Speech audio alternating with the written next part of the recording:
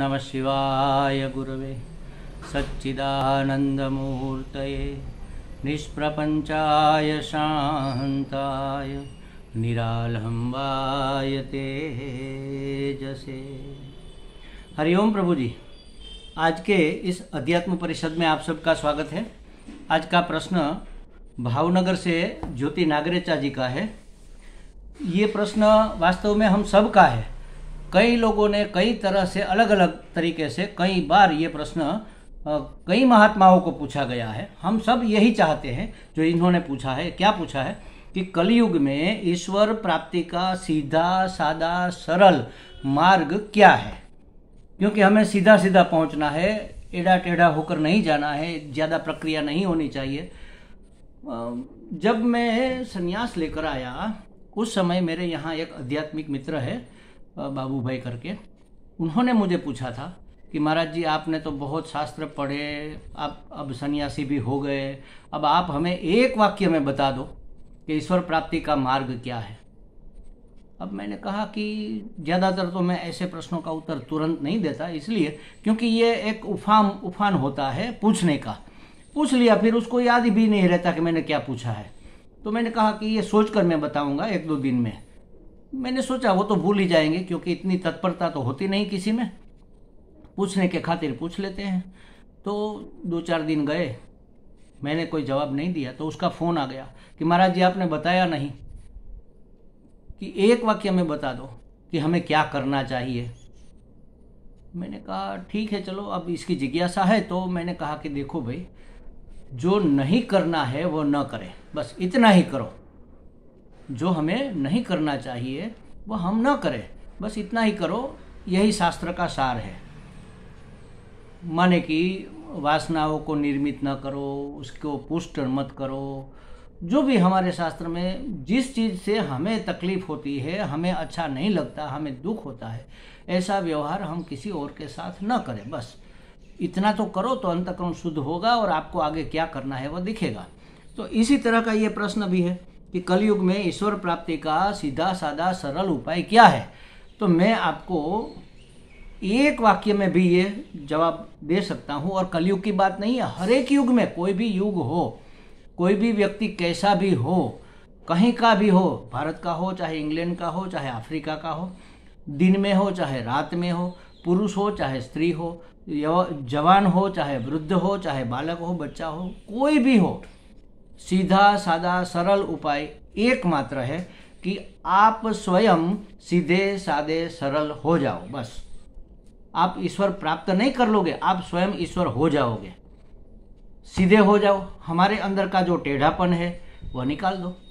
विचारों का टेढ़ापन, भावनाओं का टेढ़ापन, वाणी का टेढ़ापन, हमारे व्यवहार का टेढ़ापन, हमारी बुद्धि का टेढ़ापन है, उसको छोड़ दो। सीधे सादे सरल हो जाओ। सादे हो जाओ माने क्या कि हमें तो फैंसी होने में ज़्यादा रुचि है ना। सीधे सादे कैसे रहेंगे? हम अपने स्टेटस के अनुसार रहेंगे कि भाई इतना बड़ा आदमी है, इतना बड़ा अफसर है, इतनी बड़ी कंपनी का मालिक है, सीईओ है, जो भी है, तो उस तरह से हमें रहना चाहिए। कोट पैंट पहनने चाहिए, टाई लगानी चाहिए, चाहे गर्मी कितनी भी हो। तो ये सब चोंचले हैं महाराज, बाहर के मेकअप के। ज़रूरत नहीं है। सादे हो जाओ, सादे वस्त्र पहनो, सादा भोजन करो, सादे तरीके से जियो। कम से कम ज़रूरियातों को अपनी कम करते जाओ। इसी का नाम सादापन है। तो सीधे हो जाओ, सादे हो जाओ और सरल हो जाओ। सरल का मतलब है, उसका मतलब भी यही है कि टेढ़ापन कहीं पर न रहे, अंदर बाहर एक रूप हो जाने का नाम है सरलता। इसको संस्कृत में आर्जव भी कहते हैं। आर्जवम ये एक गुण है, एक मूल्य है। अर्जुन का नाम अतिशय रुजु होने के कारण उसका नाम आर्जव था। रुजु, आर्जव माने सरल, अंदर बाहर एक रूप। अंदर कुछ और चल रहा है और बोल कुछ और रहे हैं और कर कुछ और ही रहे हैं। हम सब इतने टेढ़े हैं महाराज। सीधा होना बिल्कुल सरल नहीं है। सरल देखो, सरल होना बिल्कुल ही सरल नहीं है। सबसे अगर कोई कठिन कार्य है तो सरल होना, और सबसे अगर सरल कार्य है तो सरल होना। इसमें कठिनाई क्या है? जैसे हम है वैसे ही होकर रहे। जैसे हम है माने हमारे जैसे संस्कार है, जैसे हमें बनाया गया है, हमने जैसे सोच सोच कर अपने को निर्मित किया है, वैसे हम नहीं है वास्तव में। लोग कहते हैं कि भाई आप तो बड़े नालायक निकले, अरे हम तो ऐसे ही है। अरे कहाँ, आप तो ऐसे नहीं है, आपने अपने आप को ऐसा बना लिया है नालायक। आप वास्तव में ऐसे नहीं है, आप तो सत्य चित्त आनंद स्वरूप है, सत्य स्वरूप है, चित्त स्वरूप है, आनंद स्वरूप है, आप प्रसन्नता स्वरूप है। कहाँ पर खुशी है आपके चेहरे पर, और कहाँ पर खुशी है आपके व्यवहार से किसी और को। तो जैसे है वैसे होके रहने का मतलब ये नहीं है कि हम तो ऐसे, बस हम तो नालायक है तो नालायक ही रहेंगे, हम तो मुंह पर सुना देते हैं, हम तो ऐसे ही है, सामने वाले को दुख लगे चाहे न लगे, बुरा लगे चाहे कुछ भी लगे। तो ये हम ऐसे नहीं है महाराज, अपने आप को पहचानो पहले। बिल्कुल सीधे सादे सरल हो जाना, इससे सरल उपाय परमात्मा प्राप्ति का और कोई नहीं है। लेकिन बिल्कुल सीधे सादे सरल होना, इससे कठिन भी और कोई नहीं है, क्योंकि हमारे संस्कार, हमारी वासनाएं, हमारे आज तक के जो हमारी मान्यताएं थी, हमने जो गढ़ रखी है कि हमें ऐसा होना चाहिए, एक आदर्श बना रखा है, तो उस तरह के हम अपने आप को मानते हैं। उस मान्यता को छोड़ना ये सबसे कठिन कार्य है महाराज। कुछ न करो, इससे ज़्यादा कोई चीज़ कठिन नहीं है। एक मैंने ये कहानी कई बार कही है कि साउथ के किसी एक मंदिर में एक महात्मा बैठते थे, बस बैठे रहते थे, और पुजारी उसको एक कटोरी भर के प्रसाद दे दिया करता था। वो खा लिया, बस वो उसकी भिक्षा हो गई, और कहीं मांग कर खाने वो जाते नहीं थे और कुछ करते नहीं थे, बस बैठे रहते थे। अब ट्रस्टी बदल गए, नए ट्रस्टी आए, तो उसने सब बैंड लगा दिया कि भाई इतना ज़्यादा प्रसाद आप क्यों खर्च करते हो, कम से कम बनाओ, 1 चम्मच उसको दो, 1 चम्मच इसको दो। तो ये क्या करता है पुजारी के, तो आप 1 कटोरा ले लो। अच्छा ये सफाई वाला कौन है, तो कि ये सफाई करता है जो उसका चेला है, तो उस 1 कटोरी उसे दे दो, 1 कटोरी ट्रस्टी को दे दो, बस बात हो गई ख़त्म। उसने कहा कि महाराज ये महात्मा बैठते हैं उसको देते हैं, उसको क्यों देते हैं, वो क्या करते हैं, वो तो कुछ नहीं करते, तो उसको मत दो। 1 दिन 2 दिन 3 दिन महाराज तो बैठे रहे भूखे प्यासे। पुजारी को दया आ गई, वो गए महाराज के पास कि महाराज मुझे क्षमा कीजिए, ट्रस्टी ने मना किया है कि आपको प्रसाद देने के लिए। क्यों मना किया, तो उसने कहा आप कुछ नहीं करते इसलिए। तो उसने कहा बुलाओ आपके ट्रस्टी को। बुलाया, कहा कि अरे भाई कुछ न करना बहुत कठिन है। अरे उसमें क्या कठिन है, करना कठिन होता है ना, कुछ न करने से क्या, तो बैठो हमारे पास, बैठ कर दिखाओ कुछ न करके। तो ये बैठ गया लो मैं, तो थोड़ी देर 1 मिनट हुआ तो अंदर से चटपटी, इधर देखने लगा उधर देखने लगा। महात्मा ने डांट दिया कि इधर उधर मत देखो, बैठे रहो। पाँव हिलाने लगा, हाथ हिलाने लगा, अरे पाँव मत हिलाओ, हाथ मत हिलाओ। यहाँ पर खुजलाने लगा, वहाँ पर अरे खुजलाओ मत, बस बैठो, कुछ न करके बैठो। आप बैठकर देख लो महाराज कितना कठिन है, कुछ न करना बहुत कठिन है। तो उसी तरह सरल होना बिल्कुल सरल नहीं है, बहुत कठिन है, लेकिन इससे आसान और कोई रास्ता भी नहीं है। बस अंदर बाहर एक रूप हो जाओ, सीधे हो जाओ, कोई टेढ़ापन न रहे हमारे व्यवहार में, हमारी वाणी में, हमारे भाव में, हमारे विचारों में, हमारे सिद्धांतों में कोई टेढ़ापन न रहे, किसी के साथ न रहे, और बिल्कुल सादे हो जाए। कम से कम वस्तुओं का हम इस्तेमाल करके अपना जीवन व्यतीत करें। ज़्यादा से ज़्यादा बढ़ा लेने का कोई फ़ायदा नहीं है, इसका कोई अंत ही नहीं है, समझ लो। सुविधा का कोई अंत नहीं है, सुविधा चाहे जितनी भी जुटा लो वो सुख देगी ही देगी, ऐसा कोई नियम नहीं है। कभी कभी तो सुविधाएं ही हमें दुख देने लगती है, परेशान करने लगती है।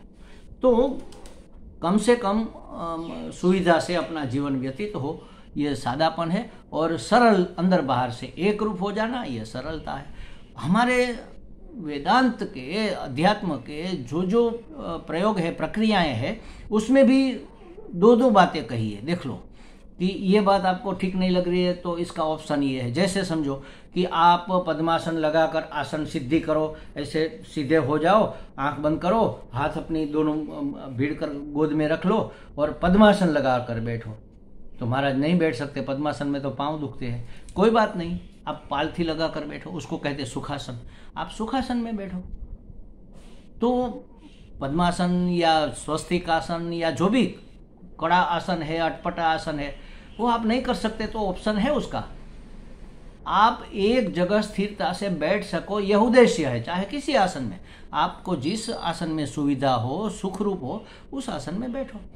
उसी तरह जैसे प्राणायाम है, फूक फूक करना, प्राण खींचना, अंदर रोकना, फिर बाहर निकालना, फिर बाहर रोकना, फिर अंदर खींचना, इसको प्राणायाम कहते हैं। प्राणायाम से मन की स्थिरता होती है, मन का चांचल्य दूर होता है, मन एकाग्र होता है। अब अगर प्राणायाम आप नहीं करते हैं तो पहले तो कहा था कि प्राण वीक्षण करो, बैठो शांति से, आसन तो साध लिया, स्थिर बैठ सकते हैं। अब 45-48 मिनट बैठना माने आसन सिद्ध हो गया। 1 घंटा बैठने का मतलब है आसन सिद्ध हुआ। तो आसन सिद्धि करके आप बैठो और अपने सांस को आते जाते हुए देखो। बस श्वास आ रहा है तो आ रहा है, श्वास जा रही है तो जा रही है, ठंडी आ रही है, जा रही है तब थोड़ी गर्म आ रही है, यहाँ पर छू रही है, इसके अंदर कहाँ कहाँ छू रही है, कहाँ तक गहरे में जा रही है, कहाँ से वापस मुड़ती है, और बाहर कहाँ तक दूर जा रही है, कहाँ दूर जाकर कहाँ से वापस मुड़ती है, धीरे चल रही है, तेज चल रही है। बस इसको देखते रहो और कुछ करना नहीं है, बस सिर्फ देखते रहो। नाक की नोक पर अपना चौकी पहरा बिठा दो अपने मन का, तो मन धीरे धीरे धीरे शांत और एकाग्र हो जाएगा। अब 2 में से आपको जो सरल लगे वो कर लो। तो कहने का मतलब यही है कि हमारे हर एक प्रक्रिया में एक एक स्टेप पर क्या क्या सरल हो सकता है यह बताया गया है। अगर आपको ये ठीक लगे तो ये कर लो, किसी के स्वभाव और रुचि के अनुसार प्राणायाम ठीक है तो ठीक है। महाराज हम एकाग्र होकर नहीं बैठ सकते, अपने सांस को देखते देखते देखते हमारा मन तो कहीं और चला जाता है, तो प्राणायाम शुरू कर दो। प्राणायाम करने से मन वहीं पर रहेगा, क्योंकि उसमें कसरत जैसी कुछ चीज़ आती है, जोर लगाना पड़ता है, सांस को रोकना पड़ता। सांस को रोक दिया तो मन वहीं पर रहेगा, क्योंकि सांस न आना जाना मरने का संकेत है। मरना नहीं चाहते हम, मन नहीं मरना चाहता, तो सांस को रोक दिया, मन एकाग्र हो गया। सांस को धीरे धीरे निकाला, तो देखते देखते निकालना है तो मन एकाग्र रहता है। ये सरल लगता है तो ये करो। कहने का मतलब यही है कि पूरा जीवन जो भी करे हम बिल्कुल सादगी से करें, सीधेपन से करें, कोई टेढ़ापन ना हो हमारे किसी कर्तव्य में, और हम बिल्कुल सरल बने रहें, अंदर बाहर एक रूप रहें। एक बार ये देखो, ये महाराज मैं आपको बता दूं, ये हमारा आजमाया हुआ नुस्खा है, ये कोई मनगढ़ंत बात नहीं है। आप करके देख लो, आप 1 महीना 2 महीना 3 महीना करके देखो, आपका जीवन बदल जाएगा। हमने एक बार हरिद्वार में अपने एक ज्ञान यज्ञ में कैंप में वेदांत आश्रम में कहा था कि सरल हो जाना ही सबसे अच्छी बात है। तो प्रश्न आया, किसी ने मुझे पूछा महाराज जी हमें चर्चा करनी है। मैंने कहा बोलो, कोई बात नहीं, क्लास के बाद बाहर मिलते हैं, कुर्सी डालकर बैठे बरामदे में और चर्चा होने लगी। उसने कहा महाराज हम सरल हो जाएंगे तो जगत वाले तो हमें लूट लेंगे, हमारे परिवार वाले तो हमें लूट खरोच लेंगे। हमने कहा कि महाराज ऐसा कुछ होने वाला नहीं है, जो सरल है उसको सभी ने लूट लिया है क्या? आप मानते हैं ना कि प्रारब्ध से पहले कुछ मिलता नहीं, और प्रारब्ध में है वह कोई लूट नहीं सकता, हमारे हाथ से छीन सकता है, हमारे प्रारब्ध से कोई छीन नहीं सकता। और ईश्वर की जो योजना होगी वही तो होगा, उसकी योजना के अनुसार ही होगा, उससे विपरीत कैसे होगा? ईश्वर की इच्छा के बगैर तो पत्ता भी नहीं हिलता। एक महात्मा की मैं बात बताऊं, स्वामी अखंडानंद सरस्वती जी वृंदावन वाले, उसके अंतिम दिन चल रहे थे, कोई बीमारी थी और बॉम्बे में थे, शायद बिरला सेठ उसके पास बैठे थे। काफ़ी देर हो गई तो स्वामी जी ने सोचा कर इतने बड़े सेठ यहाँ निठल्ले मेरे पास बैठे रहे हैं, मेरी चिंता में कई काम होते हैं, इसको मुक्त करना चाहिए। उसने कहा सेठ जी आप जाओ, मेरी चिंता मत करो, अब मैं ठीक हूँ। उसने कहा नहीं महाराज, कभी भी आपकी तबीयत ज़्यादा बिगड़ गई तो उसने कहा हम फ़ोन करते रहेंगे, आपको फ़ोन से सूचना देते रहेंगे, हर घंटे आपसे बात कर लेंगे कि भाई अब कैसा है, अब कैसा है, तो आप बिल्कुल चिंता मुक्त होकर जाओ, अपना व्यवसाय अपना कारोबार संभालो। तो सेठ तो गए। अब 1 घंटा हो गया, 1.5 घंटा हो गया, कोई समाचार नहीं आया। तो स्वामी जी की सेवा में एक दूसरे उसके चेले थे, महात्मा थे, वो भी सन्यासी थे, वो भी अच्छे महात्मा थे। तो फ़ोन लगाया वहाँ से सेठ ने कि भाई तुम्हारा किसी का फ़ोन नहीं आया, अब स्वामी जी को कैसा है? अब वो जो फ़ोन रिसीव कर रहे थे सेवक महात्मा, वो तो झूठ बोलते नहीं थे कभी। तो उसने कहा कि तबीयत तो, मन में सोचा कि तबीयत बिल्कुल ठीक नहीं है और मैं कैसे कह दूँ कि ठीक है। तो उसने एक रास्ता निकाला, महाराज जी से ही पूछा कि महाराज जी सेठ जी पूछ रहे हैं कि अब आप कैसे हैं? तो स्वामी जी ने 1 मिनट सोच कर फिर बताया कि कह दो कि मैं ठीक हूँ। तो जो वो सेवक महात्मा थे उसने भी ऐसे ही जवाब दिया कि स्वामी जी कह रहे हैं कि वो ठीक है, मैं नहीं कह रहा, कहने का मतलब स्वामी जी कह रहे हैं कि वो ठीक है। तो सेठ जी ने ठीक है चलो, तो कोई चिंता की बात नहीं, फ़ोन रख दिया। लेकिन जो सेवक महात्मा थे उसके मन में एक प्रश्न आकर खड़ा हुआ। उसने महाराज जी से पूछा कि महाराज जी आपकी तबीयत तो बिल्कुल ठीक नहीं है, और फिर आपने झूठ क्यों बोला कि मैं ठीक हूँ? झूठ तो नहीं बोलना चाहिए, आपने ही सिखाया। तो स्वामी जी ने कहा, महाराज जी ने कहा, अखंडानंद जी महाराज जी ने कहा कि देखो भाई, ईश्वर की योजना के अनुसार जो होता है और जो हो रहा है और जो होने वाला है सब वही ठीक है। उसकी योजना के विरुद्ध कोई चीज़ ठीक कैसे हो सकती है? तो जो ईश्वर चाहता है वह ठीक है। तो ईश्वर चाहता है कि मैं ऐसा रहूं, बीमार रहूं या पीड़ित रहूं या जो भी, तो वही तो ठीक है। उसकी इच्छा के बगैर कुछ ठीक बेठीक कैसे हो सकता है? ईश्वर की योजना बेठीक हो ही नहीं सकती। तो इसलिए मैंने कोई झूठ नहीं बोला, जो है वो ठीक है। बस उसी तरह सरल हो जाओ और फिर जो होगा ठीक ही होगा। उसमें कोई परिवर्तन करने वाला नहीं है, कर सकता भी नहीं है, हो सकता भी नहीं है। तो सबसे सरल हो जाना ही सरल से सरल मार्ग है ईश्वर प्राप्ति का, ईश्वर हो ही जाने का। सीधे हो जाओ अंदर बाहर से सरल हो जाओ और सादा जीवन व्यतीत करो। किसी से कोई अपेक्षा नहीं। देखो, हमारा दुख का कारण हमारी अपेक्षाएं हैं। हम जब अपेक्षा रखते हैं ना, तो उस अपेक्षा की जब पूर्ति नहीं होती है तब हमें दुख होता है। उस अपेक्षा की पूर्ति होती है तब भी दुख तो होता है कि भाई इतना ही, मैंने तो इतना मांगा था लेकिन उसको तो ज्यादा देना चाहिए ना।